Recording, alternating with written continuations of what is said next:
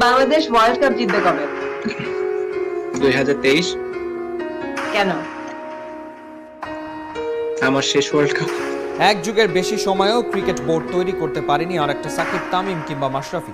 এই মাশরাফি, মুশফিক, সাকিব, তামিম, রিয়াদরা কত শতবার যে আনন্দাশ্রুতে ভাসিয়েছে গোটা জাতিকে।